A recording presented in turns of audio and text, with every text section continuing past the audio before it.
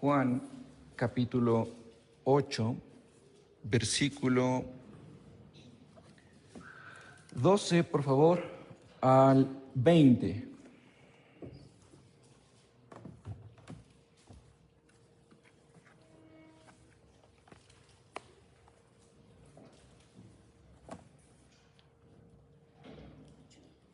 ¿Sí? ¿Estamos ahí? Bueno, vamos a leer la palabra del Señor, que es santa e inspirada e inerrante. Otra vez Jesús les habló diciendo: yo soy la luz del mundo. El que me sigue no andará en tinieblas, sino que tendrá la luz de la vida. Entonces los fariseos le dijeron: tú das testimonio acerca de ti mismo, tu testimonio no es verdadero. Respondió Jesús y les dijo: aunque yo doy testimonio acerca de mí mismo, mi testimonio es verdadero, porque sé de dónde he venido y a dónde voy, pero vosotros no sabéis de dónde vengo ni a dónde voy. Vosotros juzgáis según la carne, yo no juzgo a nadie.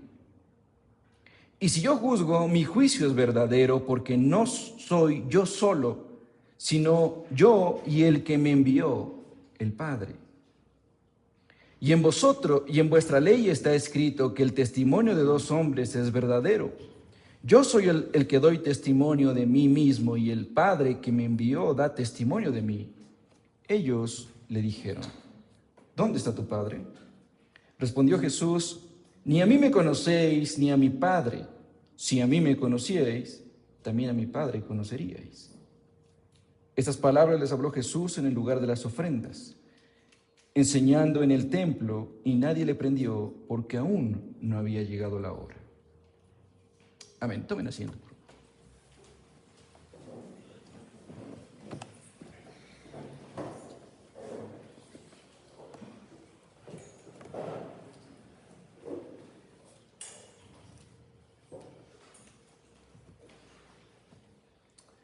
Muy bien, qué gusto poderlos saludar, mis hermanos, esta mañana, poderlos ver, poder estudiar la palabra del Señor. Y quiero empezar con una disculpa, no por la palabra del Señor, porque la palabra de Dios es fiel, es verdadera, es justa, sino tal vez por mi falta de homilética o mi ignorancia en el conocimiento de la oratoria, pero es necesario que yo pueda explicar hoy un poco más a fondo lo que la palabra de Dios dice. Mis hermanos, hay textos que parecen sencillos para predicar. Yo soy la luz del mundo, está diciendo. Queda clarito, está facilito. Podría sacar una prédica, pero... Y cuando te pones a hacerlo, pues mi hermano, por eso es que el Espíritu Santo es quien lo hace y quien habla a través de su palabra. Así que en el estudio de este tramo, de esta pequeña sección de versículos, me he encontrado con muchas cosas importantes y sobre todo bastante relevancia para lo que viene más adelante, porque dentro de la teología joánica, de aquí en adelante se empiezan mucho a estudiar los yo soy. Yo soy la luz del mundo, yo soy el pan de vida que ya pasó, y otros yo soy que vienen de aquí en adelante. Y esto, mis hermanos, es de suma importancia para conocer la cristología dentro del Evangelio de Juan. ¿Qué es la cristología? La cristología es el estudio de la segunda persona de la Trinidad. Hay la cristología ontológica, que es estudiar a la segunda persona de la Trinidad en su ser. ¿Quién es como ser Cristo? Hay la cristología divina, ¿sí? Y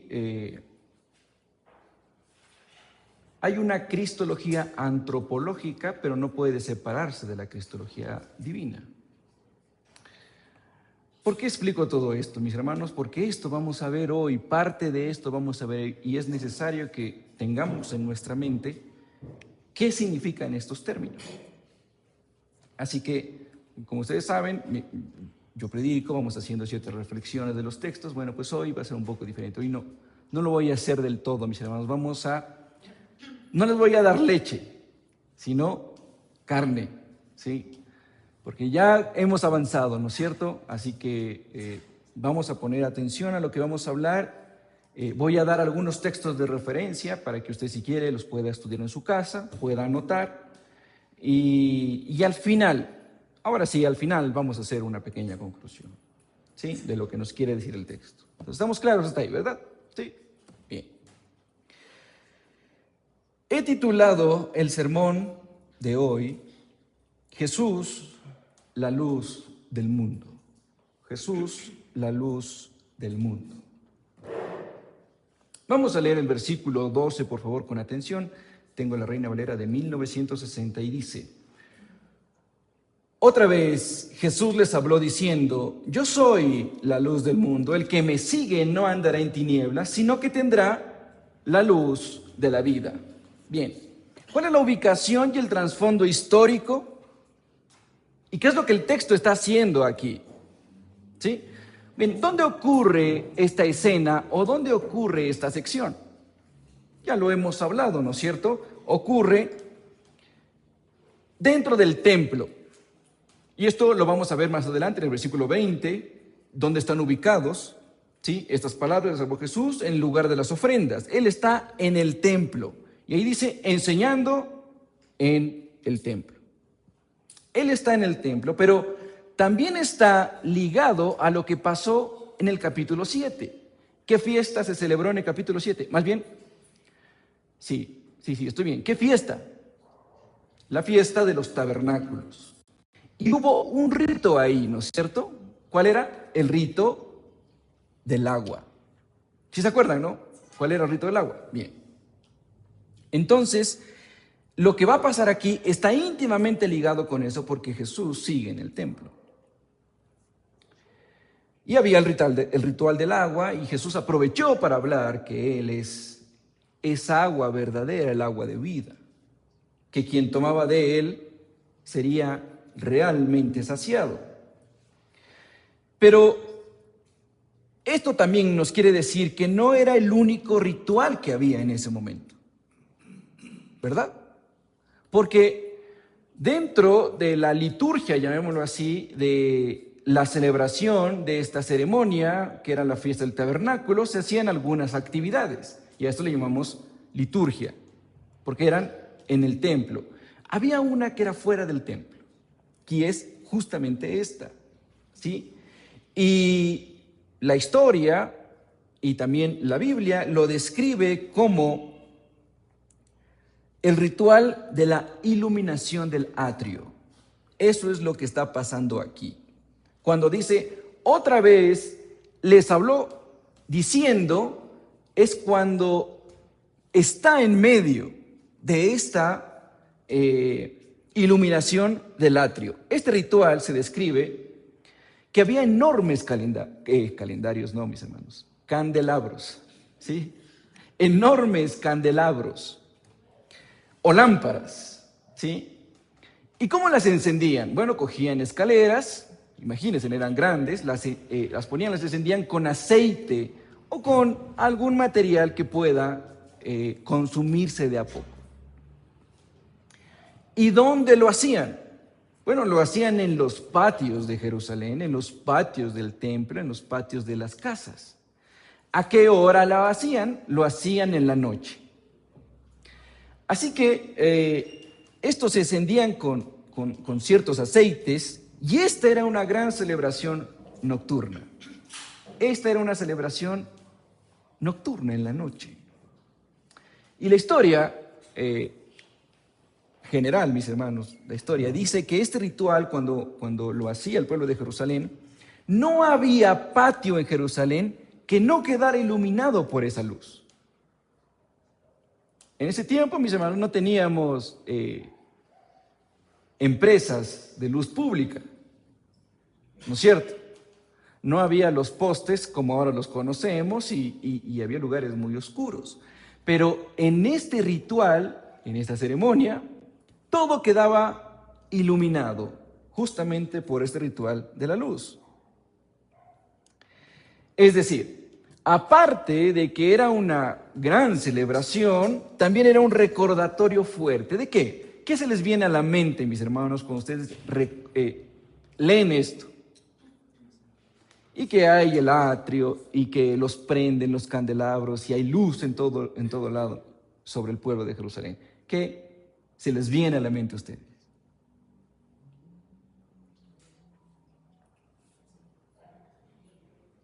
¿Quién da más? ¿Quién da menos? Mis hermanos, lo que primero se le debe venir a la mente a usted, mi hermano, es Éxodo, otra vez. Desde el capítulo 5, si no estoy mal, ya viene hablando del Éxodo. El recordatorio del Éxodo, ¿se acuerdan? Que se recordaba cómo Jesús salió, como el pueblo de Israel salió del desierto, hacían carpas donde estaban ellos recordando que así vivieron en tiendas y que Dios los sustentó. Pero ahora, ¿qué tiene que ver esta luz con el desierto? Cuando Dios guió al pueblo con una columna de fuego. ¿Y cuándo guió al pueblo con una columna de fuego? En la noche. Por eso esta celebración se la hace en la noche. Se la hacía en la noche. Entonces, ¿está claro hasta ahí, mis hermanos? ¿Sí recuerdan qué es lo que pasó en Éxodo? Porque es que tenemos que recordarlo, mis hermanos, porque si no, no lo vamos a entender. Rápidamente, mis hermanos, cuando ellos anduvieron por el desierto, en la mañana eran guiados por una columna de nube, por una nube, ¿sí? Esa nube los cubría del sol intenso del desierto, pero también los guiaba, les producía sombra. Y en la noche, en cambio, había una columna de fuego, ¿sí? Esta columna de fuego los iluminaba y aparte de eso daba calor, pero ambas representaban la presencia de Dios en el pueblo. Dios mismo estaba con ellos en el pueblo. ¿Sí? ¿Está claro, no es cierto? Bien, ahora sí, regresemos a nuestra escena, por favor, estamos en Jerusalén. Y recuerdan Éxodo capítulo 13, versículo 21 al versículo 22, cuando Dios guió al pueblo en el desierto y su presencia se encontraba en medio del pueblo. Así que es en ese contexto que entran las palabras de Jesús. Es de noche, mis hermanos. Están todos emocionados por el ritual. Hay una solemnidad increíble en todo lo que se hace. Hay fariseos por todos lados. Están supervisando a aquellos miembros del Sanedrín que todo se haga conforme a la liturgia ya establecida. Todos están en silencio. Y de repente aparece el Señor Jesús. Y cuando todo se ilumina, dice: yo soy la luz del mundo. Estas palabras son increíbles, mis hermanos. Vienen del griego egoemai, que quiero desglosar de la siguiente manera.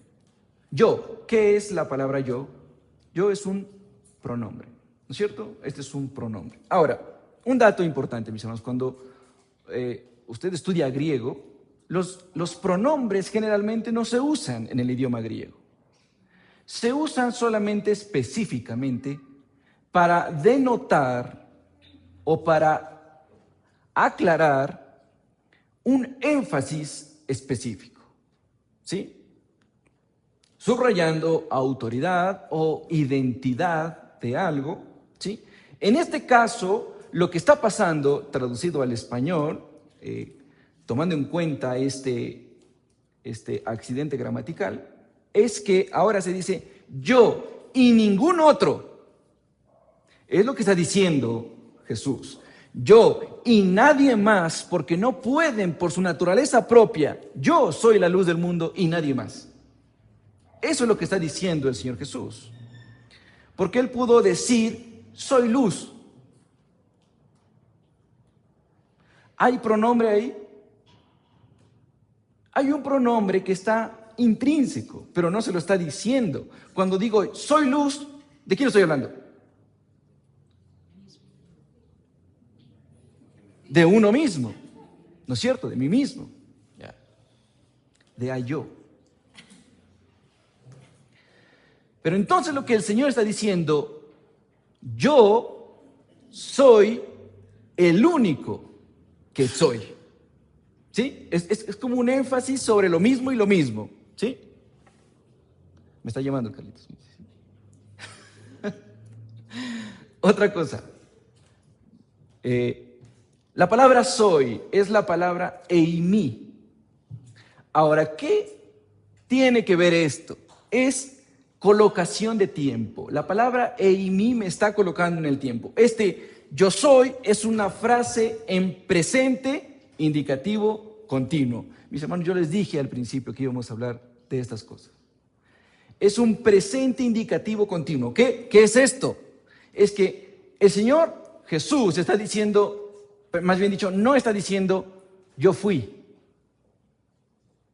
o yo seré, o yo llegaré a ser, o yo fui y después volveré a ser. No, aquí no hay interrupción de tiempo, es presente continuo. Es yo soy la luz del mundo. Ahora, mis hermanos, esto es increíble. Perdónenme, mis hermanos, pero que yo me apasiono con esto. Más adelante vamos a encontrar una afirmación donde él dice, ustedes no saben nada. Yo sé, porque yo sé de dónde he venido y a dónde voy. Él es preexistente. Por eso él puede decir, yo soy. Porque él fue la luz, él es la luz y él seguirá siendo la luz. Así tú y yo nos paremos de cabeza, él sigue siendo Dios. Pero ¿sabes qué también, hermano? Así tú tengas todos los problemas del mundo. Así tú pases por todas las dificultades que puedas pasar. Él sigue siendo Dios y tú sigues siendo su hijo. Punto. Esa es la esperanza del creyente, mi hermano. Esa es la esperanza que el mundo no tiene.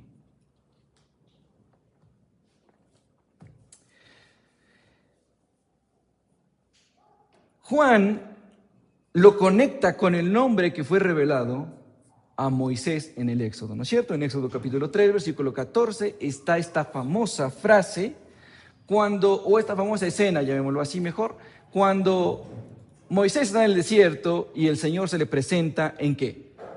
En una zarza que ardía, pero que no se consumía, ¿no es cierto? Y él se acerca, curioso, quítate las sandalias porque el lugar que estás pisando es santo. Eso es una enseñanza increíble. El lugar que estás pisando es santo. ¿Quién eres tú? Yo soy el que soy, le dice el Señor. Yo soy el que soy. Y es que les digo, de aquí en adelante veremos muchos yo soy dentro de la teología juánica. Y dice, ¿yo soy qué? La luz. ¿Qué es la luz? La luz, en el texto bíblico y especialmente en Juan, se le conoce como la revelación divina. Yo soy la revelación divina. ¿Qué también está diciendo Jesús? Yo soy la pureza encarnada. Yo soy la santidad encarnada. Yo soy vida. Y una vida verdadera. Pero el significado de luz no solamente está en Juan, se expande en Juan y se personifica en Jesús, pero también está en otros textos. Por ejemplo, el Salmo 27, versículo 1 dice, Jehová es mi luz y mi salvación. Está relacionada la luz con la salvación. Intrínsecamente está la luz con la vida. O en Isaías, capítulo 9, versículo 2, cuando dice, el pueblo que andaba en tinieblas vio gran luz.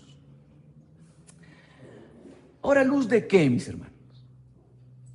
¿Luz qué? Una luz de una linterna, una luz neón, una luz ¿de qué? ¿De qué? Y aquí pasa algo increíble, mis hermanos. No es una luz, de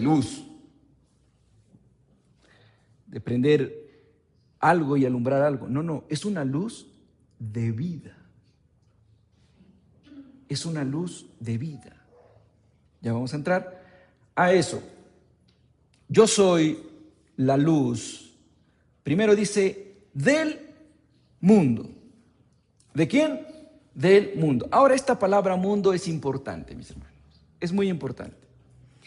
¿Qué quiere decir la palabra mundo? Pastor, yo no sé usted. Ese problema. Mundo es mundo, pues, pastor. Mis hermanos, esta palabra mundo, especialmente en el Evangelio de Juan, en todo Juan, por ejemplo, ya lo vimos en Juan 3:16, cuando dice, porque de tal manera amó Dios al mundo. Es decir, Jesús murió por todos y cada uno de las personas que hay en el mundo. ¿Sí o no? No, mis hermanos. Esta palabra mundo es la diferenciación entre dos cosas. ¿Qué cosas? El universalismo y la universalidad. Universalismo, universalidad. Que, a ver, in Spanish, please. Ok. Cuando Jesús dice, yo soy la luz del mundo, no quiere decir todo el mundo literalmente. Es decir, todas y cada una de las personas que han existido desde Adán y Eva hasta la actualidad. No quiere decir eso. Sino que eso es universalismo. ¿Sí? Pensar en un Dios universal. Y esta, mis hermanos, aparte, voy a hacer un paréntesis, ahora, mis hermanos, ahora hay una teología, obviamente errada, hay una doctrina pagana que habla acerca del Jesús universal. ¿Qué dice esto? Como Dios murió por todo el mundo, entonces Él es Dios de los homosexuales, por eso los homosexuales se van al cielo. Como Dios es un Dios universal, entonces hay que apoyar movimientos de ideologías, no solamente de género, porque el homosexualismo y el problema sexual no es el único pecado, mis hermanos. Hay ideologías que, por ejemplo, se han evidenciado en la psicología, como que a lo malo le llamamos bueno y a lo bueno le llamamos malo. Entonces, todas esas cosas dicen, Dios es un Dios universal. Hagas lo que hagas, tú debes buscar tu bien y después el bien común. Eso es lo que hizo Dios, porque Dios es amor, porque Dios murió por todo el mundo. La Biblia lo dice, Juan 3:16, porque de tal manera amó Dios al mundo, que ha dado a su Hijo unigénito, para que todo aquel que en Él crea no se pierda, mas tenga vida eterna. Entonces, perfecto, yo creo en Dios. ¿Me voy al cielo? No, mis hermanos, eso no quiere decir la Biblia, sino que habla de universalidad, ¿sí? Que la salvación estuvo disponible para judíos y gentiles, es decir, para todas las personas de todas las razas, ¿sí? Pero no todos van a ser salvos. Ahora, alguien puede llegar a decir, pero a ver, si me cuesta creer que Dios no haya muerto por todos, porque ese es un problema, ¿no es cierto? Ese problema lo podemos reducir a la moralidad humana, ¿sí? Pero la moralidad humana no se compara con la presciencia divina. Pero dentro de la moralidad humana podemos decir, es que, ¿por qué Dios no murió por fulanito de tal? O sea, ¿por qué tal persona se va al infierno? Bueno, porque Él es Dios, Él es soberano, pues. Ahora, hay que decir, no. También murió por Él, pero Él no le escogió a Dios. Entonces, si fuese así, el sacrificio que Dios hizo en la cruz fue incompleto. Entonces, a que Cristo haya sufrido, haya vivido perfectamente, haya nacido milagrosamente, haya resucitado y haya sido glorificado, no fue suficiente. ¿Qué hacía falta? Que tú le escojas. ¿Es lógico? Ni siquiera es lógico a la luz de un Dios todopoderoso. ¿Verdad? Yeah.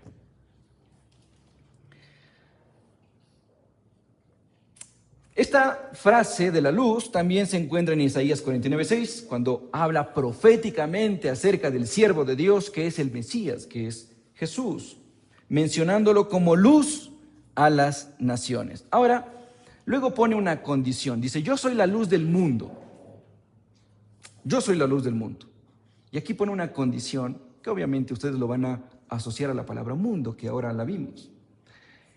¿Cuál es la condición? El que me sigue no andará en tinieblas. Y aquí el texto me está hablando de un discipulado real. Seguir no es admirar, mi hermano. Seguir no es que tú vayas a Instagram y veas, te gusta como canta fulanito de tal, y le pongas seguir a la página. Y si alguien va a tu Instagram, sigues a él y a miles de personas más. Lo siguen. Eso no es seguir, mis hermanos. Seguir es venir con fe y arrepentimiento y estar y permanecer bajo el señorío de Jesús. Esto también está en Juan 10:27, pero más adelante lo vamos a ver. Entonces, seguir no es admirar, tampoco es tener un interés religioso. Es que a mí sí me llama la atención, la verdad, lo que están hablando por aquí. No. Eso no es seguir. Podemos empezar así y Dios puede utilizar eso. Sí, mis hermanos. Sí. Pero va a llegar un punto en el que tu compromiso debe ser verdadero. Y te debes someter al señorío de Cristo. Si no lo haces, esa es evidencia de que no eres salvo. ¿Sí? ¿Está entendido? Sí, ¿no?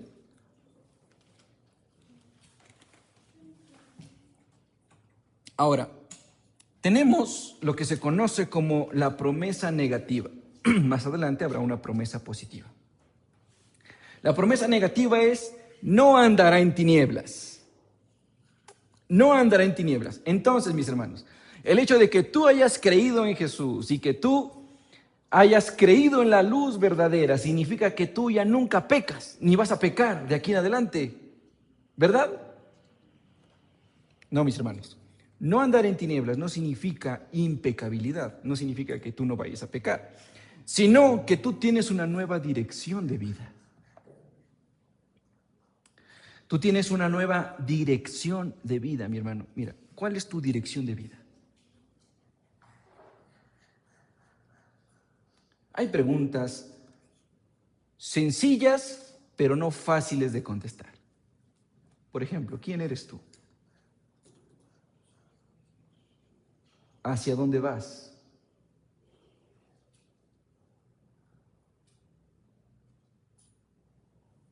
¿De dónde vienes? Pues yo vengo de mi casa. No. ¿Hacia dónde vas? Pues, después de la iglesia voy a los juguitos con buñuelo. ¿Quién eres? ¿Quién eres? A los jóvenes. Bueno, a todos, ¿no? Pero a los jóvenes. ¿Quiénes son? ¿Puedes contestar eso, mi hermano? Mi hermana. ¿Quién eres? ¿Qué quieres? ¿Qué quieres en la vida? ¿Hacia dónde vas, mi hermano, mi hermana? ¿Puedes contestar eso? Si no podemos contestar eso, mis hermanos, estamos en un problema. ¿Sabes cuál es el problema? Es que en lo que estás haciendo de aquí para atrás, en todo lo que hiciste, no diste la gloria a Dios de manera verdadera. ¿Pero por qué? Porque tú no sabes a dónde vas, no sabes quién eres. Ahora, si alguien me contesta, yo soy una criatura creada por Dios para su gloria y para su honra, deberías vivir conforme a eso. Los jóvenes, que por lo general anhelamos o anhelan más cosas, ¿no es cierto? Llegar a tener, probablemente, en el mejor de los casos, un hogar y unos hijos y una familia. Normalmente, bueno, yo quiero llegar a tener un carro, este modelo, yo quiero llegar a tener una casa en tal lugar y un departamento en tal lugar. Y quiero llegar a ser empresario, quiero llegar a tener este trabajo, quiero llegar a ganar tanto dinero y cosas materiales siempre van a estar ahí. Y cuando lo consigas, ¿qué? Entonces voy a querer más. Y el Señor dijo, donde está tu tesoro, ahí también estará tu corazón. Porque no puedes servir a dos dioses, o a las riquezas, o a Dios. Entonces, ¿para qué estás aquí? ¿Quién eres tú? ¿Sí? ¿Me hago entender, no es cierto?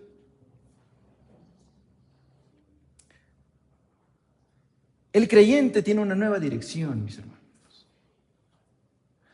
Nosotros como creyentes tenemos que permear nuestra vida con un solo pensamiento. ¿Qué quiere Jesús? ¿Qué quiere Jesús que yo haga hoy? Y el Señor, mira, estoy seguro que no te va a decir, deja todo lo que tienes y anda a predicar a las naciones descalzo. No, mi hermano. El Señor te va a decir, lo que quiero que hagas es que cumplas tu responsabilidad dándome la gloria a mí. ¿Tú puedes trabajar dando la gloria a Dios? Sí, mi hermano. ¿Cómo? Siendo responsable con tu trabajo, pero no adorando tu trabajo. Hay un equilibrio ahí, mis hermanos, que muchas veces perdemos de vista.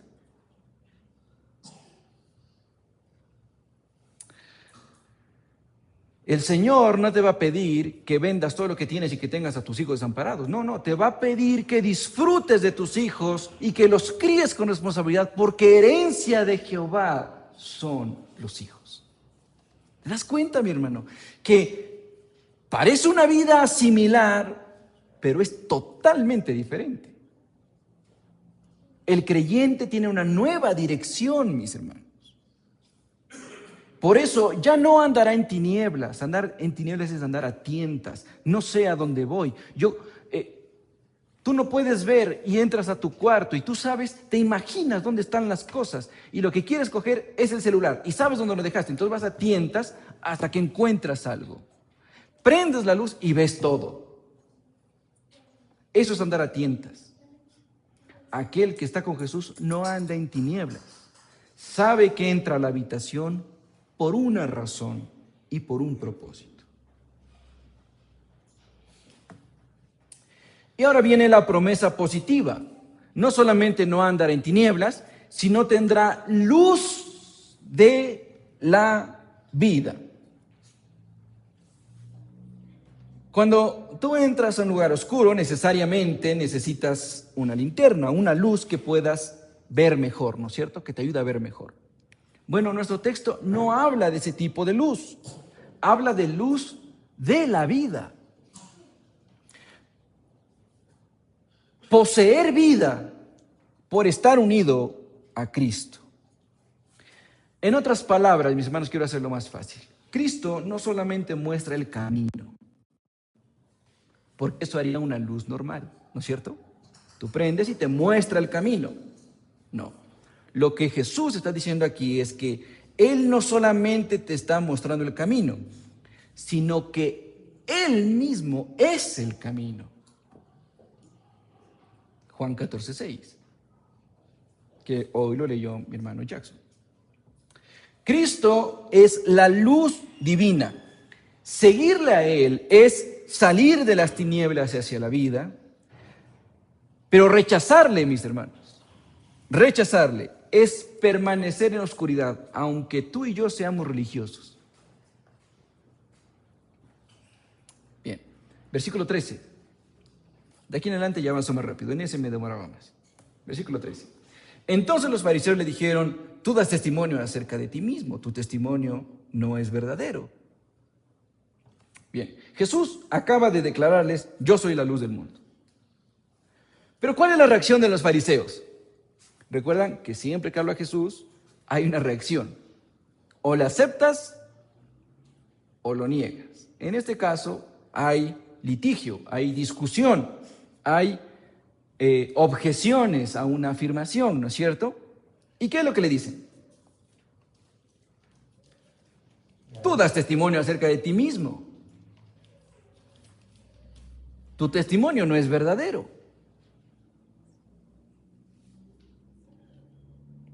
Los fariseos apelan implícitamente a una ley que fue dada por Moisés. En Deuteronomio capítulo 19, versículo 15. Dice, no se tomará en cuenta a un solo testigo. Eso es lo que dice Deuteronomios. ¿Sí? Mira, mi hermano, tú tienes una empresa y alguien viene a buscar trabajo. Y le dices, bueno, présteme su carpeta. No, yo no necesito carpeta. ¿Qué no me ve? Bueno, ¿qué sabes hacer? Yo tengo 7 profesiones. Yo hago esto, yo hago el otro. Tú le creerías y le dirías, lo contrato, gerente. ¿Le creerías? No, tú necesitas evidenciar lo que te está diciendo. ¿No es cierto? Bueno, más o menos así, perdón estos ejemplos morochos, pero más o menos así. Tú no le creerías, es que a la larga, si tú te pones a pensar, es legítimo decir algo así. A ver, tú vienes a decir que eres Dios. ¿Quién más lo prueba, pues? Así que no juzgue a los fariseos porque sí, mis hermanos, porque hay cosas que sí son lógicas preguntar. Este es un argumento legítimo desde el punto de vista jurídico mosaico. Pero hay una distorsión, que no se convierte en un problema legal, sino en un problema espiritual. En Juan 5, Jesús había presentado múltiples testigos. Por ejemplo, en el versículo 33 presentó a Juan el Bautista. En el versículo 36 presentó las obras que él hace. En el capítulo 5, versículo 37 presentó al Padre. Y en el versículo 39 presentó a las Escrituras. Ya había múltiples testigos. Por tanto, este reclamo del versículo 3 no es una ignorancia jurídica, sino que es una incredulidad voluntaria.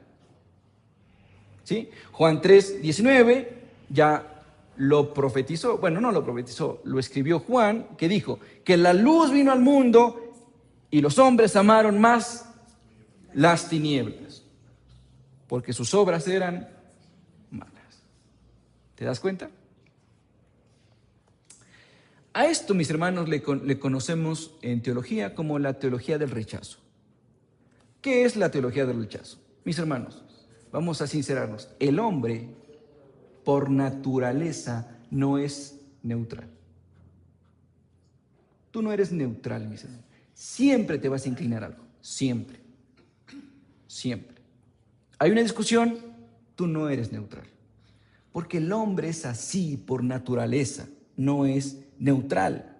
Está moralmente inclinado hacia algo y de manera general moralmente inclinado hacia las tinieblas. Romanos capítulo 1 versículo 18 ya lo dijo. Porque la ira de Dios se revela desde el cielo contra toda impiedad e injusticia de los hombres que detienen con injusticia la verdad. Esa frase, mis hermanos, indica una naturaleza del hombre, que el hombre no es neutral. El hombre no mira muchas veces las evidencias, sino que trata de suprimirlas. Entonces, es ahí cuando los fariseos responden, tu testimonio no es verdadero. Pero miren lo que pasa aquí. Los que están hablando son los fariseos, los guardianes de la verdad de las Escrituras. Aquellos que habían estudiado la Torá,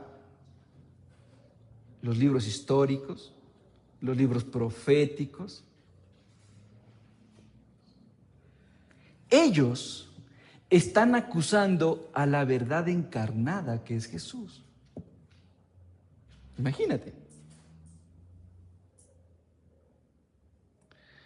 Te doy un dato. Hay más de 300 profecías en el Antiguo Testamento que se cumplen en Jesús. Pero ellos no lo vieron. No lo vieron. En términos humanos, nadie puede autovalidarse, ¿verdad? ¿Y eso es lógico? Es lógico. Pero Cristo no es meramente humano, mis hermanos. Calvino comenta en su comentario al Evangelio de Juan que Cristo no depende del reconocimiento humano porque su autoridad proviene del Padre eterno. Y después dice en Juan 8, versículo 14, mis hermanos, avancemos. Aunque yo doy testimonio acerca de mí mismo, mi testimonio es verdadero, porque sé de dónde he venido y a dónde voy, pero vosotros no sabéis de dónde vengo ni a dónde voy. Hay dos cosas, mis hermanos. Hay un conocimiento divino y hay una ignorancia espiritual. Dice, aunque yo doy testimonio. Vean, Jesús no niega que da testimonio propio. Él no les dice, no, eso es mentira. No, está diciendo, sí, yo estoy dando testimonio, sí, aunque yo doy testimonio. Él se mete en su juego. Y aquí introduce algo crucial. En la ley mosaica, mis hermanos, un hombre común no podía autovalidarse, como ya lo hemos dicho. Se necesitaba por lo menos el testimonio de 2 o 3 personas para tomar una decisión sobre alguna situación o sobre alguien. Pero Cristo no es un hombre común y corriente, mis hermanos. Y eso ellos no lo vieron. Y esto es lo que conocemos como la cristología ontológica, que les hablé al principio. ¿Qué era la cristología ontológica? El estudio del ser de la segunda persona de la Trinidad. ¿Quién es Cristo en su ser? Y empieza a decir, mi testimonio es verdadero. Así dice Jesús, ¿no es cierto? Aunque yo doy testimonio acerca de mí mismo, como ustedes lo dicen, y como dice la ley, mi testimonio es verdadero. La palabra verdadero es confiable, real, pero sobre todo la palabra verdadero es correspondiente a la realidad divina. Por eso dice mi testimonio. Él no está diciendo yo soy verdadero. ¿Que él era verdadero? Sí, mis hermanos. Pero está diciendo mi testimonio es verdadero. ¿Por qué?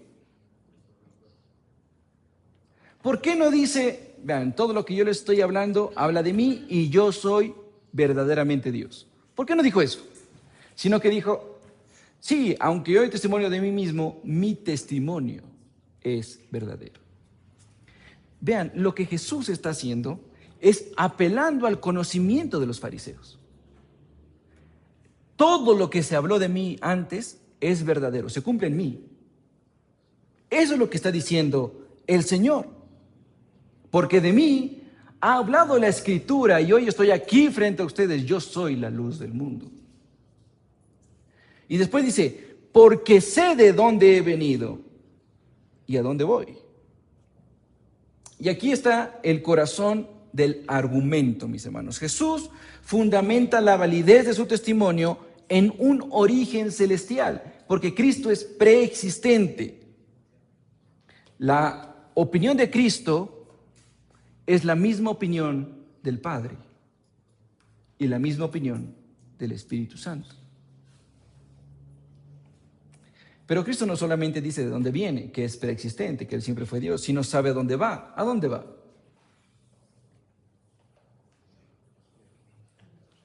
Iba a la cruz, iba a la resurrección y a la glorificación. Él sabía a dónde va. Es decir, Él sabía cuál era su misión. Mis hermanos, en torno a eso les pregunto, ¿quién eres tú? ¿De dónde vienes y a dónde vas?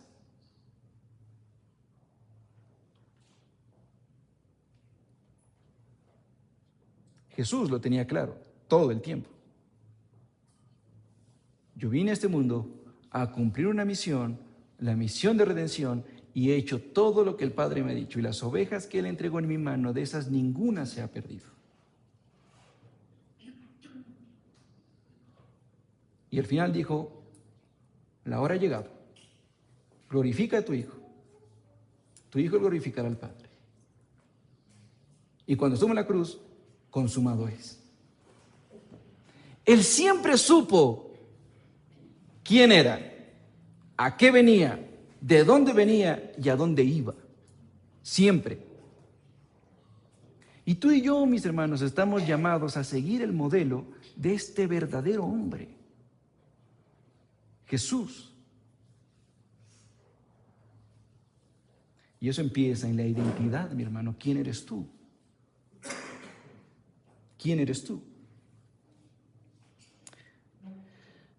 Ahora dice, vosotros no sabéis ni de dónde vengo ni a dónde voy. Esto es un problemonón, mis hermanos. Aquí no hay una ignorancia intelectual por parte de ellos.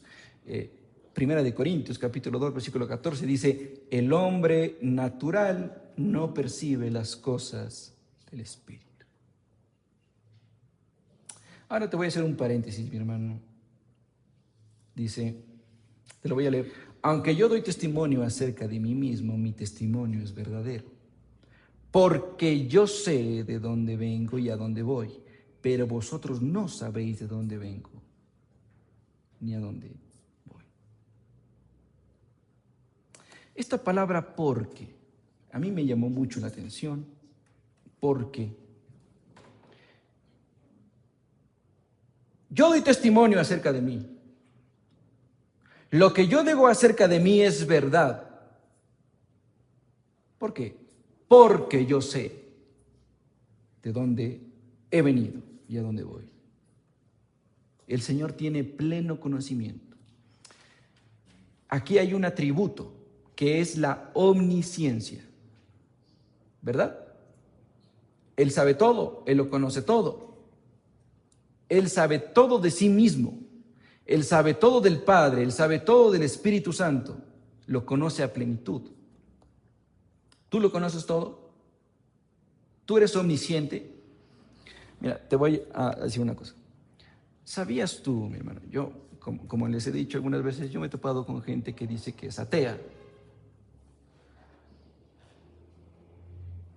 Bueno, se escucha, pero tú sabías que el ateísmo no existe. ¿Por qué no existe, pastor? Es aquel que no cree en ningún Dios. En serio. Mira, el ateísmo no existe por una simple razón. Aquel que dice que es ateo se cree Dios. Algún ateo diría, no, yo no me creo Dios, yo sé que no hay ningún Dios. Ah, entonces tú eres omnisciente, porque tú lo sabes todo. La omnisciencia está intrínseca muchas veces en la ignorancia humana. El hecho de decir que yo no creo en nada, que Dios no existe, eso me hace a mí autosuficiente y omnisciente. Que yo lo sé todo, que como sé que no hay Dios y yo lo estoy certificando, entonces yo soy Dios, me convierto en Dios. Así el ateo no quiera, se está convirtiendo en Dios. ¿Sí? ¿Me hice entender? Bueno, no nos vayamos para allá, pero regresemos al texto. Versículo 15. Vosotros juzgáis según la carne. Yo no juzgo a nadie, dice el Señor. Vosotros juzgáis según la carne. Juzgar no significa simplemente evaluar. Implica emitir un veredicto. Ellos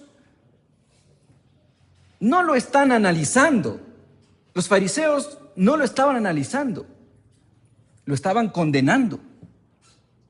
Vosotros juzgan según la carne. Y Jesús dice, yo no juzgo a nadie. La primera frase, juzgáis, ya lo vimos. Ahora, según la carne, aquí debemos ser muy cuidadosos, mis hermanos. ¿Qué significa carne? Porque carne no es solamente el cuerpo físico, sino carne es una perspectiva meramente humana. Carne es criterio natural. Carne es evaluación externa. Pero sobre todo, mis hermanos, carne es ausencia de discernimiento espiritual. Ausencia de discernimiento espiritual. ¿Qué ven ellos? Ellos ven un hombre Galileo que nunca ha estudiado formalmente la Biblia, por lo tanto es un ignorante. Y aparte de eso, Jesús no tiene el respaldo del Sanedrín. Eso es lo que no ven. Les digo, eso es lo que ven, perdón. Pero ¿qué es lo que no ven? Que Él es el Hijo Eterno, el enviado del Padre, y ahora lo que les dice, que es la luz del mundo. En Jesús, mis hermanos, como les digo, se han cumplido más de 300 profecías establecidas en el Antiguo Testamento. Más de 300 profecías, empezando en Génesis capítulo 3, que es la primera profecía que se da acerca de Jesús y se cumplió plenamente en Jesús. ¿Cuál fue la primera profecía de Génesis capítulo 3? Versículo 15, lo que se conoce como el protoevangelio.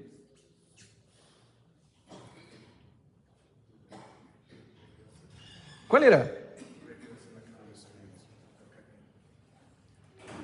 Que iba a venir un hijo de una mujer, pero también iba a haber unos hijos de Satanás. Iba a haber un conflicto. Y estos hijos de Satanás le herirían en el calcañar a este hijo de una mujer. Pero este hijo de mujer le pisaría la cabeza. Mis hermanos, sí, yo creo que eso es tan fácil de entender que yo no sé por qué la doctrina católica, si tú ves o pones en internet cuadro o imagen de Génesis capítulo 3, versículo 15 al 16, te aparece a la Virgen María pisando a la serpiente. Claramente dice que es el hijo el que le pisa la cabeza a la serpiente. Pero si tú buscas, hermano, no, vas a encontrar eso. Vas a encontrar, obviamente, si tú buscas en la doctrina católica, vas a encontrar eso. Y le heriría en el calcañar. Sabemos todos que esa herida tenía una forma de cruz. Pablo dijo en 1 Corintios capítulo 2, versículo 14, que el hombre natural no percibe las cosas que son del Espíritu. El hombre común no es neutral, como lo he dicho. Es incapaz espiritualmente de escoger a Dios. Su juicio está contaminado por la naturaleza caída. Mis hermanos, no es porque nos falta datos que no creemos en Dios, sino porque nos sobra corrupción del corazón, es que no creemos en Dios. Ahora el Señor hace una afirmación, y es una afirmación un poco extraña. Dice, yo no juzgo a nadie. Dice Jesús, está diciendo, yo no juzgo a nadie. Pero en Juan 5, 22 dice, el Padre nadie juzga, sino todo juicio le fue dado al Hijo. Tú te topas con alguien, mi hermano, alguien de tu oficina, alguien de tu trabajo, alguien conocido tuyo, un amigo, un vecino, y le dice, vea, fulanito de tal, usted que va a la iglesia, usted que lee la Biblia, o como saben diciendo, usted que está más cerquita de Dios, le voy a preguntar algo, verá, yo tengo una duda. Yo la otra vez cogí una Biblia que tenía empolvada en la casa y leí que Jesús dijo, yo no juzgo a nadie, en Juan capítulo 8. Pero también leí en Juan capítulo 5 que decía que el Padre no juzga a nadie, sino todo juicio le fue dado al Hijo. Ahí claramente hay una contradicción. ¿Me la puede explicar? ¿Qué le dirías tú?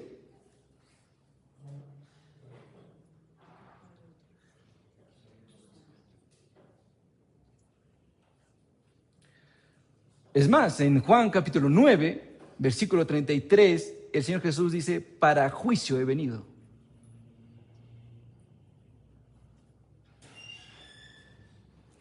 Vean, mis hermanos, ahí está el leer la Biblia con detenimiento, mis hermanos. Tú tienes que estudiar la Biblia con atención. Así como haces todas las demás cosas, debes hacerlo para lo más importante. Mira, mi hermano, damos razón de todo. Hasta de lo que no nos pidieron que demos razón, lo damos. Y si estamos en una conversación y están hablando de fulanito de tal, yo voy a dar mi opinión. Pero cuando se trata de la palabra de Dios, mis hermanos, no sé. ¿Te parece correcto? Mira, y esta pregunta es sumamente sencilla. Porque mira lo que está diciendo la Biblia. Vosotros juzgáis según qué. ¿Según qué dice ahí? Según la carne, le está diciendo Jesús. Según la carne, yo no juzgo a nadie, está diciendo Jesús. Obviamente, Jesús no iba a juzgar según la carne. No es una contradicción. Lo que está haciendo Jesús es aclarando las cosas. ¿Cómo Él no va a juzgar? Yo no juzgo mediante un ejercicio autónomo humano. No. Mi juicio no es según la carne. Mi juicio no es parcial. Mi juicio no es superficial. Porque yo estoy plenamente unido al Padre. En este contexto inmediato, Él está diciendo, no estoy emitiendo juicio carnal contra vosotros. Y después lo aclara, mis hermanos, versículo 16. Y si yo juzgo, mi juicio es verdadero, dice. Y ahora te da la razón. No soy yo solo. Porque no soy yo solo, sino yo y el Padre que me envió. La respuesta estaba en el mismo versículo. Este versículo es fundamental, mis hermanos. Esta discusión para los fariseos era una discusión antropológica, es decir, basada en el hombre. Ustedes juzgan según la carne, pero ahora Jesús cambia el juego y la cambia a una discusión trinitaria. Dice, y si yo juzgo, notemos ese condicional, y si yo juzgo, es decir, yo no juzgo según la carne, pero si yo llego a juzgar, que lo voy a hacer, dice, yo no lo hago según la carne. Si yo ejerzo juicio, mi juicio es verdadero. No hay contradicción, mis hermanos, porque Cristo nunca actuaría como un juez carnal, pero sí actuaría como Hijo eterno, porque tiene esa autoridad. De ahí que dice el Padre a nadie juzga, sino todo juicio dio al Hijo. Y dice, mi juicio es verdadero. La palabra verdadero, que ya vimos, significaba conforme a la realidad divina. A diferencia del juicio farisaico, que era parcial, basado en la apariencia, pero sobre todo influenciado por el prejuicio. En cambio, el juicio de Cristo es santo, perfecto, divino. Y esto, mis hermanos, es el cumplimiento de una profecía establecida en Isaías capítulo 11, versículo 3 y 4, cuando dice, no juzgará según la vista de sus ojos, dice Isaías, mi hermano. Isaías, cientos de años atrás, el Espíritu Santo le reveló esta discusión. Y le dijo, bueno, esta discusión y el juicio final. Jesús o el Mesías no juzgará según la vista, sino que juzgará con justicia. Eso dice Isaías 13, de 3 al 4. Esa es la palabra de Dios, mis hermanos. Dice, porque no soy yo solo. Otra vez, mis hermanos, como les dije al principio, cristología ontológica y trinitaria. No soy yo solo. Cristo no actúa independientemente. Pregunto, mis hermanos, algo. Pregunto. ¿Hay autonomía en la Trinidad?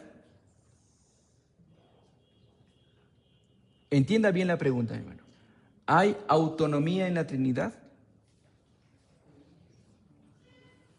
El Padre actúa autónomamente, el Hijo actúa autónomamente y el Espíritu autónomamente. No.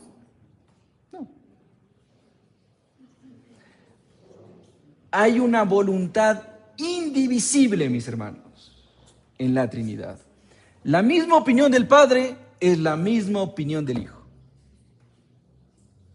Y la misma del Espíritu Santo. Juan 5:19, Jesús dijo, no puede el Hijo hacer nada por sí mismo. En Juan 10, versículo 30 dice, yo y el Padre uno somos. Sigamos. Dice, yo y el Padre que me envió, es la siguiente frase. A esto, mis hermanos, le conocemos como, esto sí, no sé si lo voy a poder pronunciar, mis hermanos, pero esto es la teología bautista reformada. Los primeros reformados le pusieron un nombre y era Opera Trinitatis ad extra sunt indivisa. Clarito. ¿Cierto? ¿Me entendieron clarito, no es cierto? Dice, las obras externas de la Trinidad son indivisibles. Las obras externas de la Trinidad son indivisibles. Aunque el Hijo es el que juzga, lo hace en perfecta unidad con el Padre. Cuando tú llegues al cielo, mi hermano, que estemos todos ahí, frente al tribunal, ¿quién estará juzgando? ¿Quién es el que va a juzgar? ¿El Padre, el Hijo o el Espíritu Santo?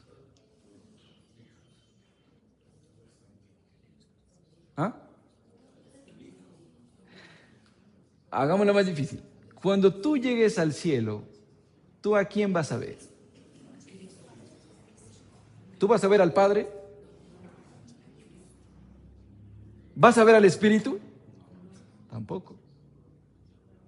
Tú vas a ver al Hijo, pero vas a sentir la presencia del Padre y del Espíritu. Lo mismo pasa en el juicio. Tú vas a ver juzgando al Hijo,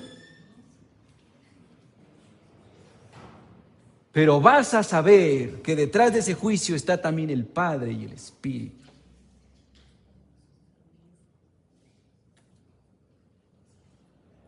Otra vez quiero citar a Juan Calvino. Dice, Cristo no apela a un testigo externo, sino a la comunión eterna con el Padre como fundamento de su autoridad. Versículo 17, mis hermanos, avancemos rápido que se me está pasando el tiempo.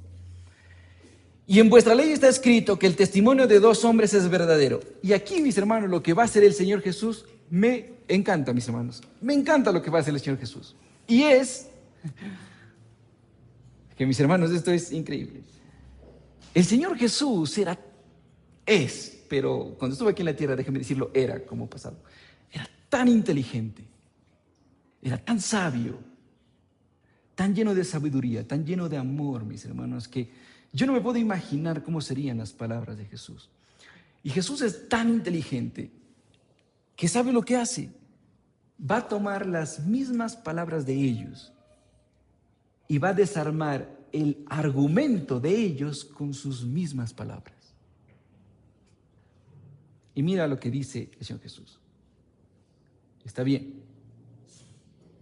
En vuestra ley está escrito que el testimonio de dos hombres es verdadero.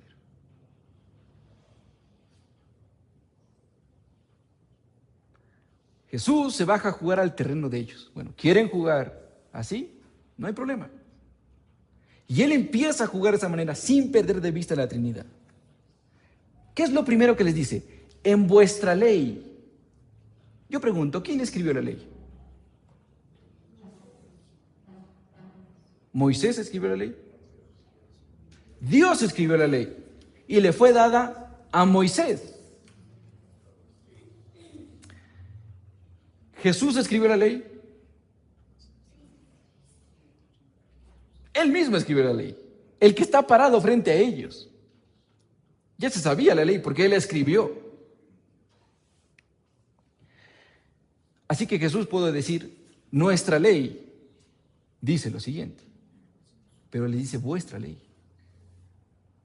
¿Por qué? Ese detalle es importante, mis hermanos. No dice nuestra, dice vuestra ley. Porque no está negando que sea la ley de Dios. Está señalando que estos hombres apelaban a la ley de Moisés. Estoy hablando de la ley de Moisés como una autoridad final. Y eso era imposible, mis hermanos. Eso era imposible.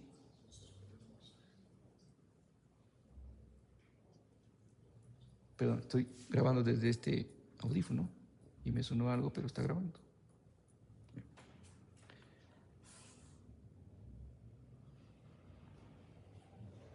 Estaban señalando a la ley de Moisés como la autoridad final. Es una confrontación. Ustedes apelan a la ley, pero no comprenden al legislador que está encarnado. Ustedes están apelando a la ley como una autoridad final. Juan 5:45 ya lo dijo. Jesús mismo lo dijo. Dice Jesús, no pensemos que yo voy a acusarlos ya. Y mira lo que dice Jesús. Ya hay quien nos acusa. ¿Quién?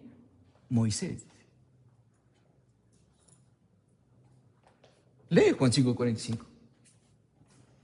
No penséis que yo voy a acusarlos. Ya, ustedes ya tienen quien los acusa. Es Moisés. Ahora, mis hermanos, ¿la escritura es nuestra autoridad final?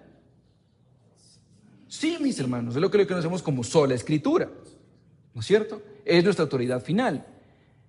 Pero entonces, ¿no estaban haciendo lo mismo los fariseos? No, mis hermanos, porque los fariseos estaban escogiendo solamente lo que les convenía de la ley de Moisés para decir que eso es la autoridad final.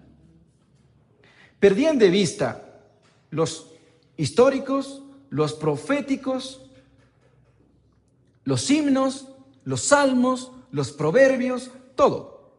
Perdían de vista cuando se trataba de Jesús. Solamente usaban la palabra de Dios, parte de la palabra de Dios, para acusarlo al que escribió esas palabras. Ellos creían defender la ley, pero Jesús lo que les está diciendo es que la ley testifica de mí.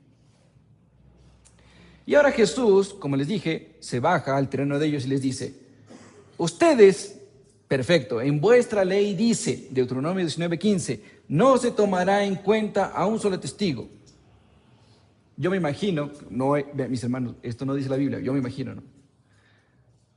Y no solamente ahí, también dice en Deuteronomio 17:6, de forma clara, 2 o 3 testigos esclarecerán un asunto. Los fariseos le dicen, tu testimonio no es verdadero. Jesús ahora demuestra que incluso bajo su propio estándar, su testimonio es válido. Y aquí hay algo notable. ¿Cristo negó la ley? No. Él la está afirmando y la está cumpliendo. La usa correctamente y ahora la va a elevar la ley. Porque Mateo 5, versículo 17, Jesús dijo, yo no he venido para abolir la ley, sino para cumplirla. Ustedes exigen a 2 testigos. Perfecto. Si ustedes vieran la ley de Moisés, se dieran cuenta que aquí al frente están 2 por lo menos, el Padre y el Hijo.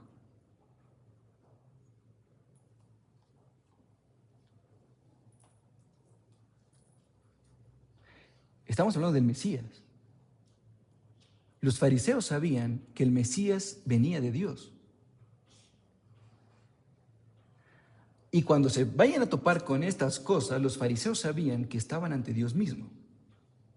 Pero en este caso pierden de vista a Jesús como hijo de Dios. Y Jesús les recuerda otra vez a través de la ley que ustedes quieren el testimonio de dos o más. Perfecto, delante de ustedes ya hay dos: el Padre y el Hijo. Jesús desmonta el argumento desde adentro, desde donde ellos mismos. Hermanos, perdón, pero necesito mencionar lo siguiente. Ya sé que hemos hablado de muchas cosas, pero quiero mencionar dos cosas. Hay una revelación especial en la Biblia y hay una revelación encarnada. ¿Cuál es la revelación especial?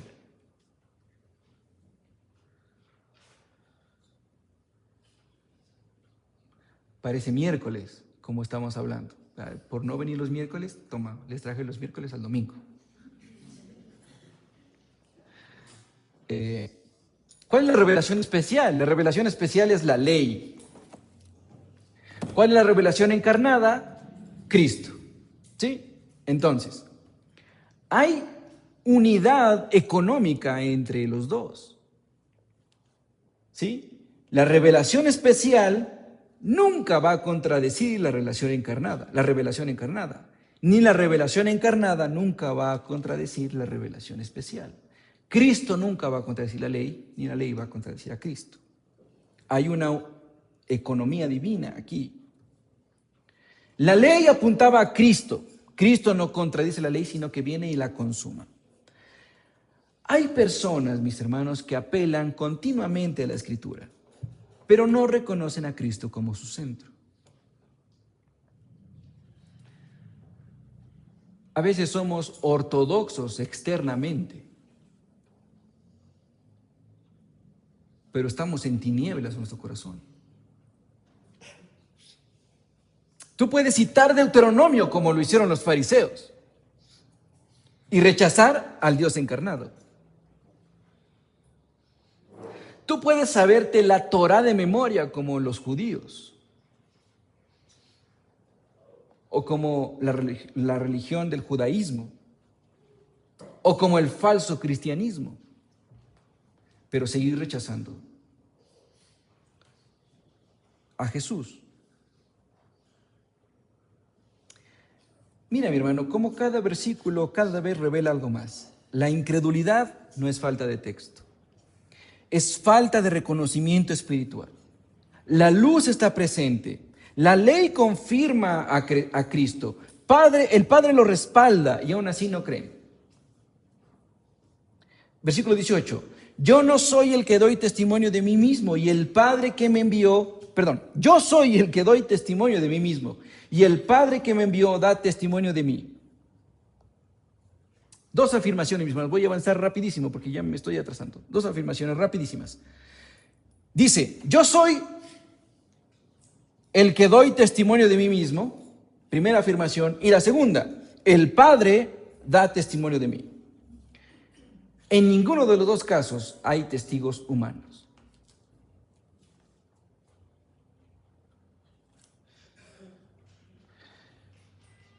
¿Por qué, pastor? Si Jesús está parado frente a ellos en carne y hueso y le está diciendo, yo doy testimonio de mí mismo y el Padre da testimonio de mí mismo, ¿por qué afirmamos que en los dos casos no existe un testigo humano? Justamente por las palabras que está diciendo. Dice, yo soy, otra vez. Mira cómo empieza el versículo 18. Yo soy el que doy testimonio de mí mismo. Él pudo decir, yo doy testimonio de mí mismo, como lo dijo antes. Pero dice, yo soy, porque Él es el gran yo soy. Apela a la divinidad de Jesús. Descartada la humanidad. Y después dice, el Padre, obviamente Espíritu, dos testigos divinos, mis hermanos. Yo soy el que doy testimonio de mí. Otra vez, este yo soy, ego eimi, no es por casualidad, mis hermanos. Cristo lo reafirma, porque es el autotestimonio de Él. En términos ontológicos ahora, regresemos. Cristo no necesita validación humana. Él es la verdad encarnada. Cristo no necesita que tú lo valides, mi hermano.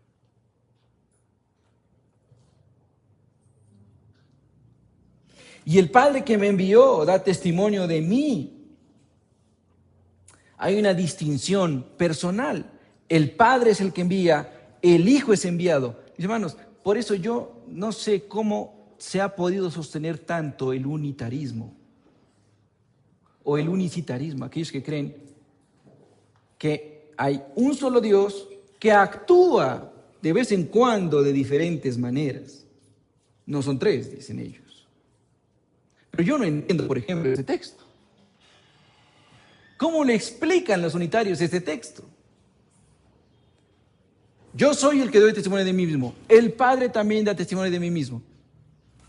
Pero los unitarios dicen que no, que lo que está haciendo ahí es que Jesús está haciendo como una actuación.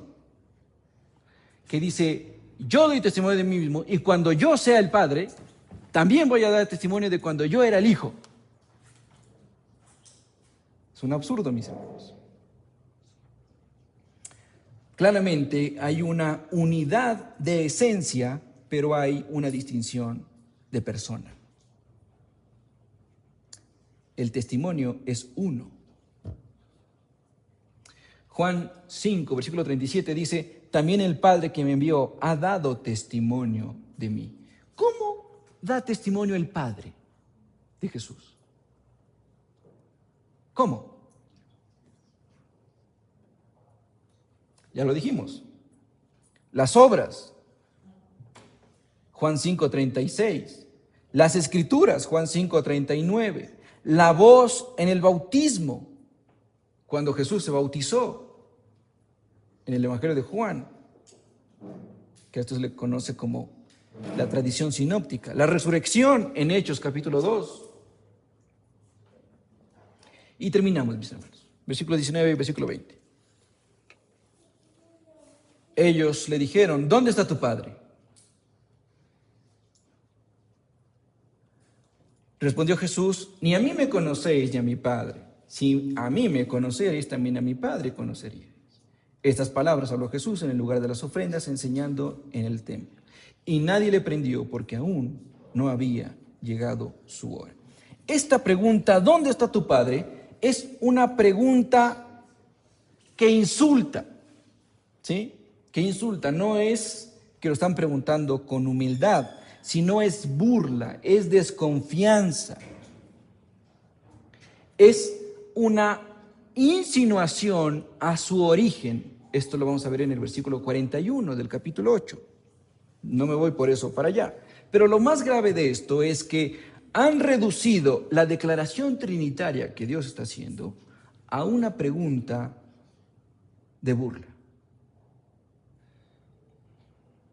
Cristo habla del Padre eterno y ellos le preguntan, ¿dónde está? Una localización física. ¿Dónde está? Es como cuando alguien que está en contra del cristianismo te dice, pruébame que Dios existe. ¿Tú qué respondes? Pruébame que Dios existe. Bueno, primero, esa es la mayor pregunta que se ha hecho en la humanidad.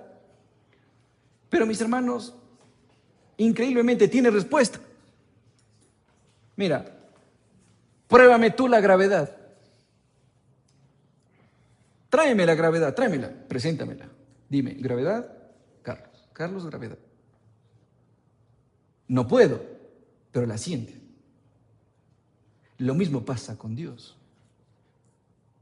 Tú no puedes decirle, aquí está, pero lo sientes. La prueba de la gravedad es que estás pegado a la tierra y que no sales volando. La prueba de que Dios existe es el universo.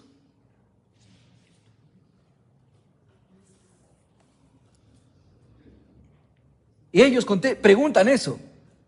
¿Dónde está Dios? A ver, dime, ¿dónde está tu Padre? A ver, tráemelo. Yo lo voy a conocer. Porque ellos jugaban según la carne. Y Jesús le dice, ni a mí me conocen. Ni a mí me conocen. O sea, ustedes no me reconocen espiritualmente. No tienen discernimiento. ¿Y quieren conocer a mi Padre? Juan 1:10 ya lo dijo, el mundo no le conoció. Oseas capítulo 4 versículo 6 también dijo, mi pueblo fue destruido porque le faltó conocimiento. Ni a mi Padre. No me conocen a mí, tampoco a mi Padre. Jesús declara algo completamente difícil y chocante para un fariseo. A un fariseo le decía, no conoces a Dios. Imagínate decirle eso a un fariseo, que él ejercía autoridad de Dios, supuestamente. Imagínate decirle a un fariseo, tú no conoces a Dios. Ellos que estudian la Torá, que guardan los rituales, que presumen de ortodoxia. ¿Estaba bien decirles que no conocían a Dios?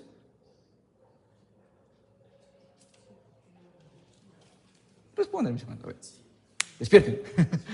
¿Estaba bien decirles que no conocían a Dios? Sí. Pero ellos lo enseñaban. ¿Por qué estaba bien decirles que no conocen a Dios? ¿Mande?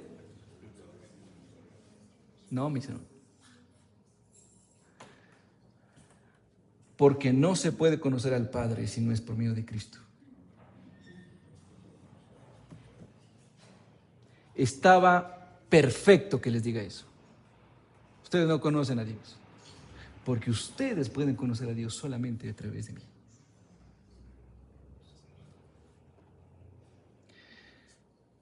Juan 5:23. El que no honra al Hijo, no honra al Padre. Primera de Juan, capítulo 2, versículo 23. Todo aquel que niega al Hijo, tampoco tiene al Padre.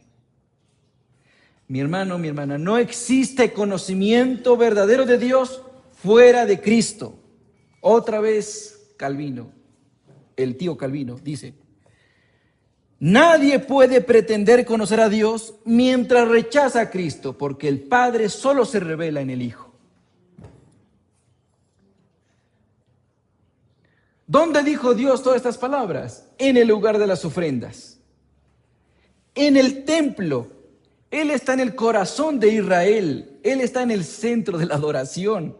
Él está en un espacio público donde la luz está brillando.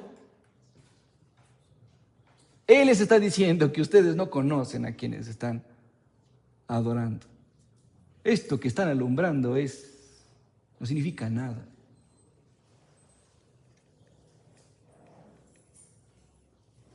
Y nadie le prendió, porque su hora no había llegado, dice la Biblia. Bueno, porque Él es soberano y sabía que la hora de la cruz todavía no llegaba, ¿no es cierto?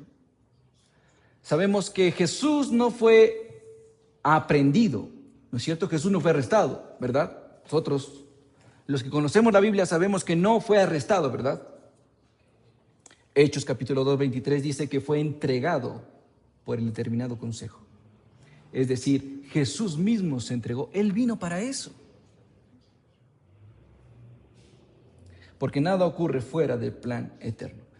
Termino, mis hermanos. Ahora sí, ya acabamos los versículos. Termino. Y cierro la Biblia. Termino.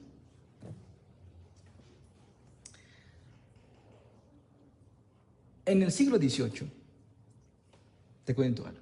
En el siglo XVIII, Europa entró en una etapa muy conocida que se le llamó la etapa de la Ilustración.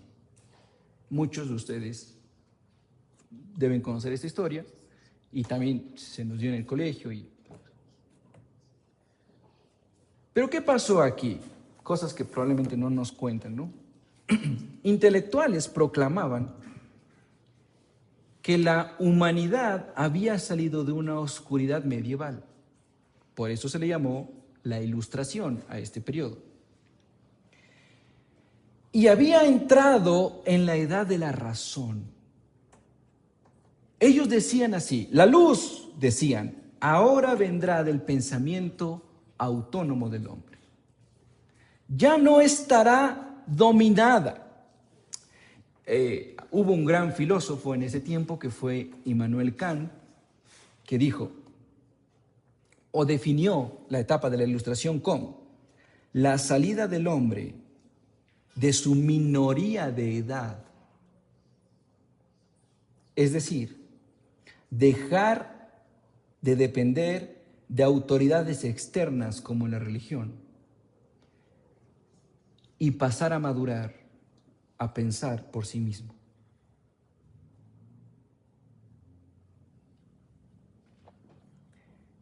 El lema era claro en la etapa de la Ilustración, mis hermanos. Había un lema que se repetía, que era sapere aude, que significa atrévete a saber.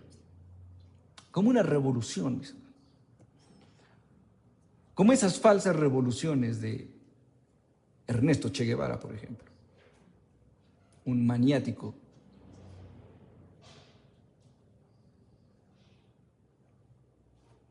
¿Qué se exaltó en la época de la Ilustración?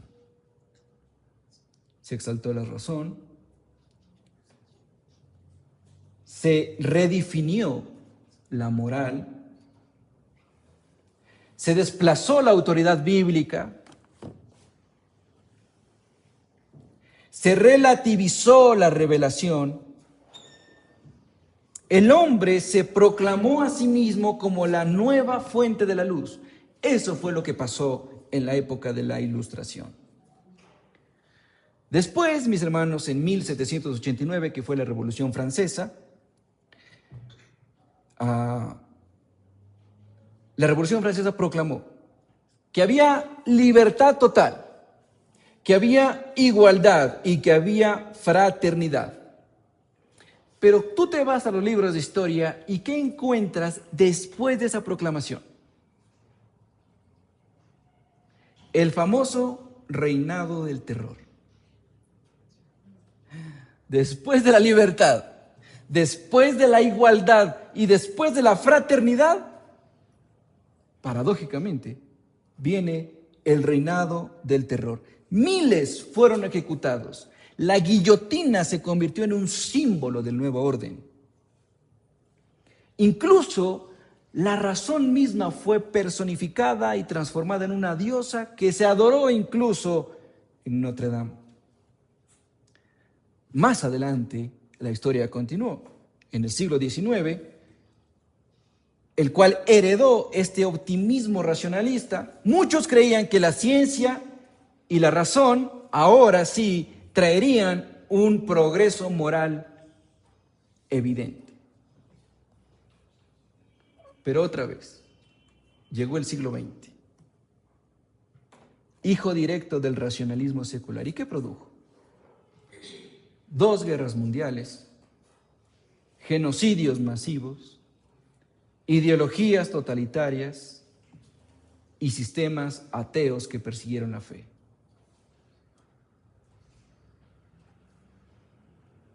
Desde el siglo XVIII para acá, solamente que hemos cogido esta etapa, porque podríamos hablar desde el siglo I.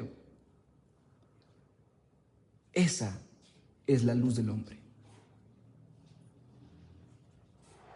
Bueno, pastor, eso fue hasta el siglo XX. Estamos en el siglo XXI. Bueno, ahora ya tienes Terians, si quieres.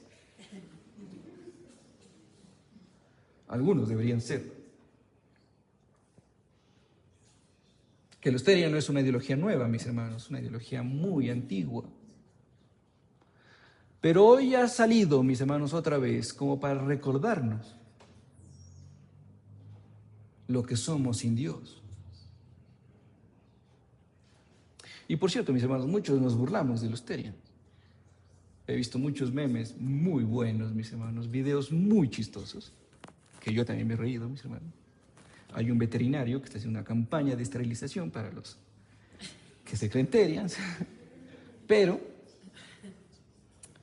aparte de que hagamos mofa de esto, nos riamos de esto, hay algo diabólico detrás de esto. Algo totalmente diabólico. Mira, mi hermano, tú y yo, los seres humanos, somos los únicos seres creados a imagen y semejanza de Dios.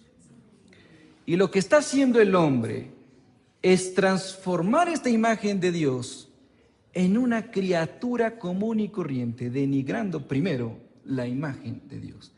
Lo que están haciendo esas personas revolcándose en el piso, subiéndose a los árboles, están pisoteando lo que Dios hizo.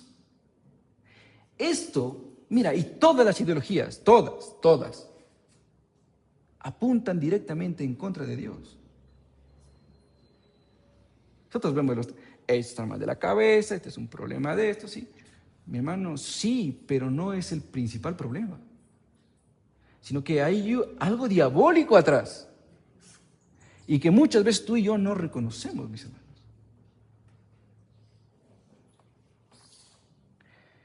El siglo XVIII creyó que había dejado atrás la oscuridad religiosa, pero cuando rechazó la revelación divina, las tinieblas hicieron de las suyas. La historia demuestra una verdad que ya estaba en la Biblia. Romanos capítulo 1, versículo 21. Se envanecieron en sus razonamientos y su necio corazón fue entenebrecido.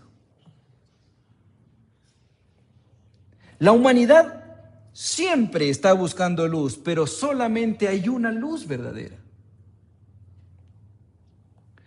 Cuando el hombre se convierte en su propia fuente de iluminación, a lo malo va a llamar bueno y a lo bueno va a llamar malo.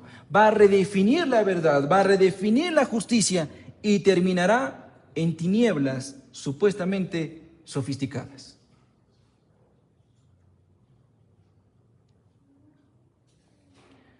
Ahora, mi hermano, no nos vayamos tan lejos. Tú puedes tener educación, cultura, argumentos, filosofía, pensamiento crítico, pero si rechazas al Hijo, tú no conoces al Padre. El mundo ha tenido muchas luces.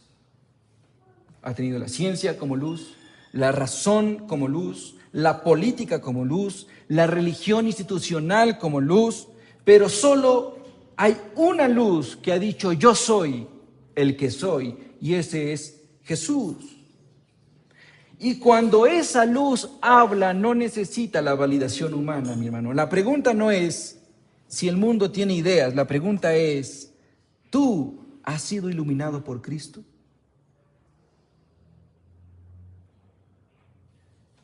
Hermanos, muchas veces se nos hace difícil caminar por la luz verdadera.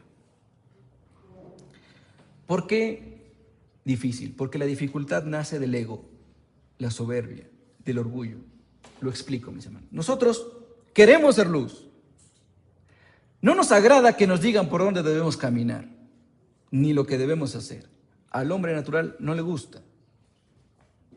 El problema de todo esto es que muchas ideas que parecen inofensivas o hábitos que tú y yo tenemos inconscientes, sí, mis hermanos, porque hay hábitos inconscientes que los ejecutamos todos los días, nos alejan más y más de Dios.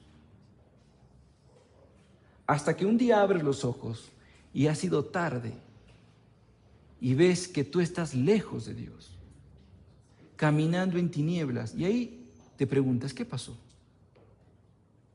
Ahí te preguntas, ¿por qué a mí? ¿Por qué a ti?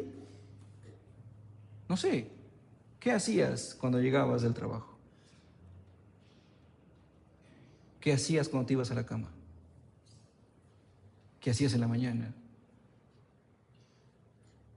¿Qué hacías en la media mañana, en la tarde y en la noche? Y así todos los días, que se convirtieron en una rutina donde la Biblia nunca estuvo dentro de tu rutina, donde la oración nunca estuvo dentro de tu rutina, donde el estudio consciente de la palabra de Dios nunca estuvo en tu vocabulario, donde nunca pudiste responder ni siquiera por qué eres salvo, donde nunca pudiste responder para qué Jesús vino a la tierra. Pero nos creemos buenas personas.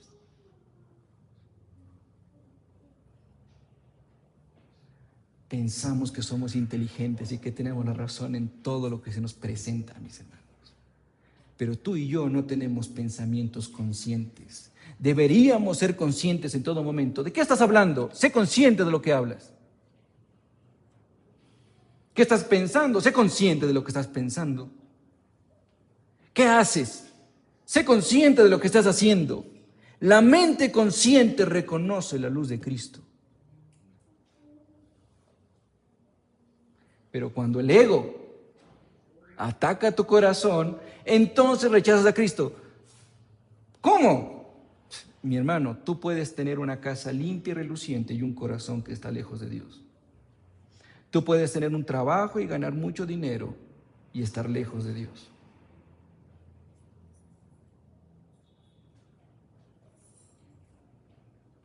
Cuando menciono el ego, créame que todos estamos en el mismo saco. Tú y yo. Todos.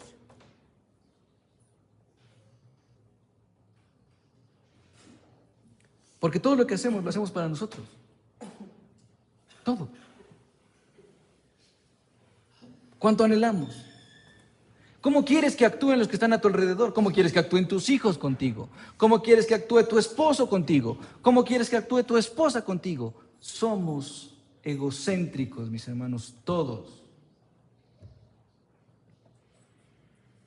¿Por qué discutes con tu esposo o con tu esposa? Por el ego, porque actuó como no querías que actúe. Porque te ofendió.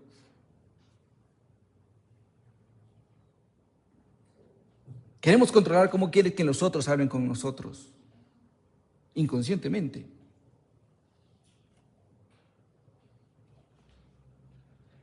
Porque cuando llegamos a contradecirnos y cuando llegamos a pensar de manera diferente, entonces una chispa se levanta en nuestro corazón y empieza a causar una molestia que tiene que salir en forma de sarcasmo muchas veces. ¿Cuánto de tu día está dedicado para el Señor? 1 hora, 2, media hora. O alejo. ¿Cuánto tiempo le dedicas a tu ego?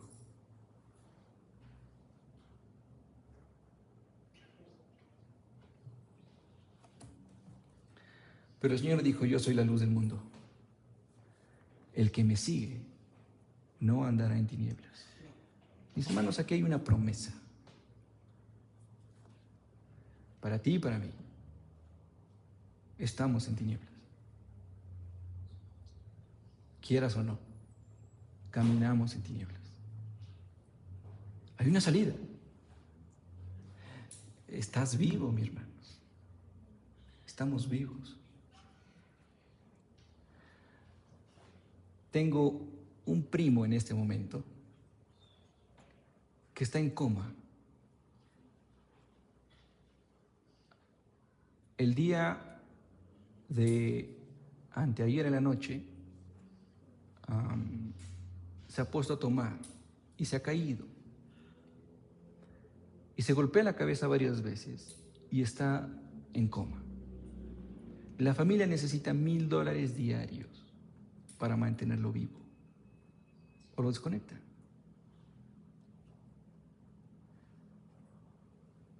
¿Cuántas veces le hablé de Jesús a mi primo?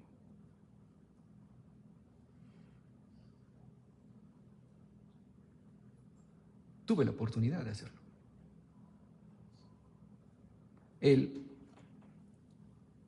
era músico, percusionista, y probablemente si él se recupera de esto, probablemente no puede volver a tocar nunca más. Tocamos juntos.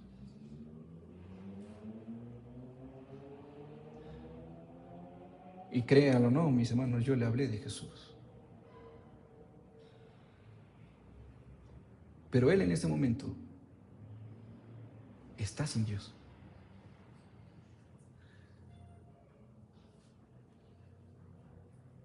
Yo quisiera y anhelo con todo mi corazón que Dios le dé una oportunidad y él se recupere y escuche la palabra de Dios.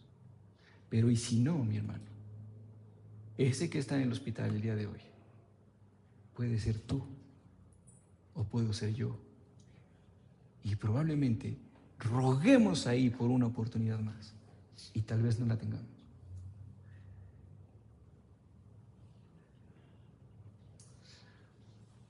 Él es la luz del mundo, mis hermanos. Dejemos que esa luz nos alumbre. Amén. Póngase sobre sus pies, mis hermanos.